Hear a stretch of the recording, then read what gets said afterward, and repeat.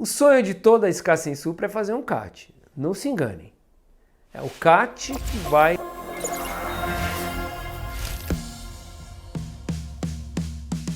Como proceder com a cineangiocoronariografia e angioplastia nas SK Sensupra ST? A tão sonhada cine, né? O CAT. O sonho de toda a SK Sensupra é fazer um CAT. Não se enganem. É o CAT que vai, de fato, revascularizar e reduzir o risco de um reinfarto ou mesmo de morte na evolução desses pacientes.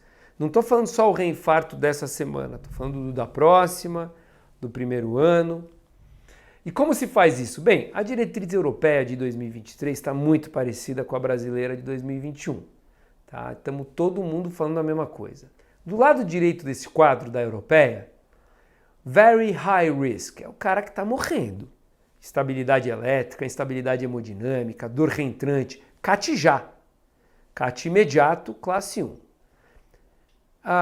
Do lado esquerdo, né, nesse quadrado que a gente está vendo em amarelo, é um CAT precoce, é um CAT padrão. Para um caso de alto risco, troponina positiva, né, paciente sem dúvida nenhuma, infarto sem supra, CAT padrão, 24 horas, CAT padrão. Né?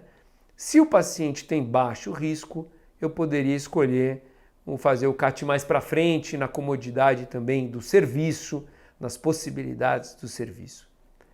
Então a diretriz brasileira aí de 2021 fala exatamente isso. Aqui é do lado esquerdo, né? Só troca o lado.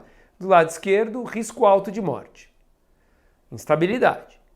Dor reentrante, instabilidade elétrica, IC aguda, CAT imediato, né? Alteração elétrica muito feia, dinâmica, está isquemiando, CAT imediato. No meio, o padrão, CAT 24 horas. E à direita, a exceção, na minha opinião, né? CAT em até 72 horas, que seria o cara de muito baixo risco ali, né? Ou seja, não tem nenhum fator de alto risco, ou aplicou um score baixo risco, o CAT vai demorar, tudo bem. Na minha opinião, todo mundo devia estar na coluna do meio ou na da esquerda. Ou faz em 24, ou faz já. Né? É a minha visão pessoal, minha opinião. Né? Não tem por que esperar. O único motivo para esperar é, eventualmente, não ter a disponibilidade do cateterismo para aquela pessoa naquele intervalo de tempo. Aqui, mais ou menos a mesma coisa dita pela diretriz americana de 2021, uma diretriz de revascularização do miocárdio, né? Mais ou menos a mesma coisa, o padrão é 24 horas e a emergência é imediato, né? O choque cardiogênico, etc.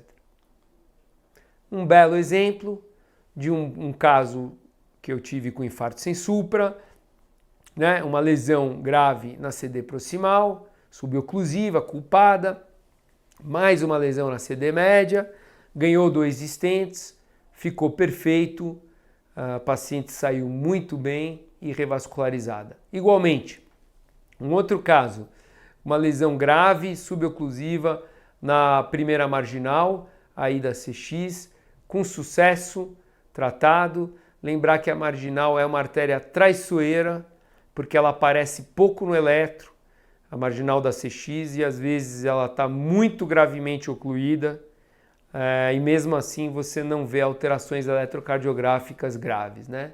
Artéria traiçoeira, artéria fantasma, são as marginais da CX.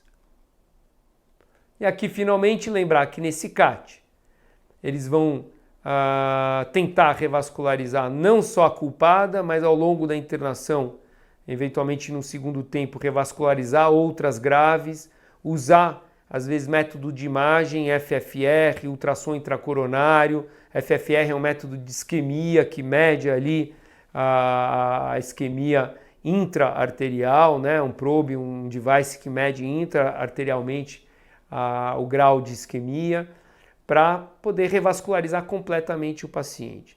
Nos casos de choque cardiogênico, aparece aí em vermelho na diretriz americana, não se aconselha a revascularização total na fase hiperaguda, porque tem um estudo que aumentou a morbidade, né? E lembrar aí em amarelo, na indicação 2A, que uma parte que não é pequena,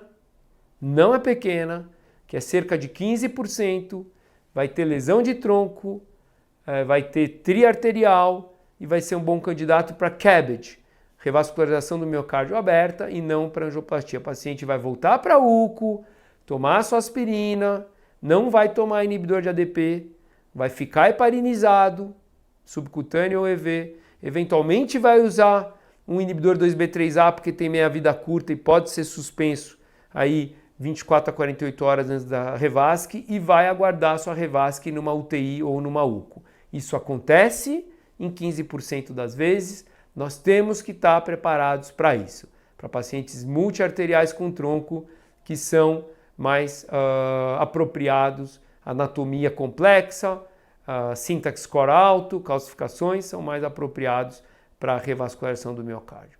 Então isso é um resumo da estratificação invasiva, o cateterismo e angioplastia e revascularização na síndrome coronariana aguda com supra, né?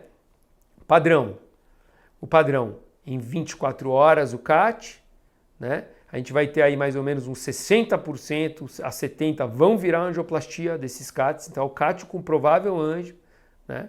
A gente vai ter uns 15% que vai virar revasc, que vai voltar para a UCO para aguardar cirurgia convencional, e temos ainda uns 15, 20% que vão ficar no tratamento clínico, ou porque tem lesões não oclusivas, ou porque essas lesões são muito distais, inalcançáveis e pouco importantes, ou mesmo porque seja um caso do famoso MINOCA, né?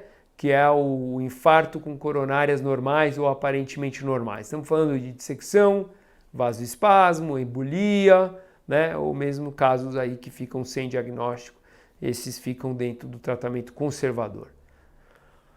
Muito bem. Agora a gente vai partir para o nosso último módulo, que é muito importante também, que é o tratamento adjuvante com as famosas estatinas e outras medicações para diabetes que estão fazendo muito sucesso nos coronariopatas.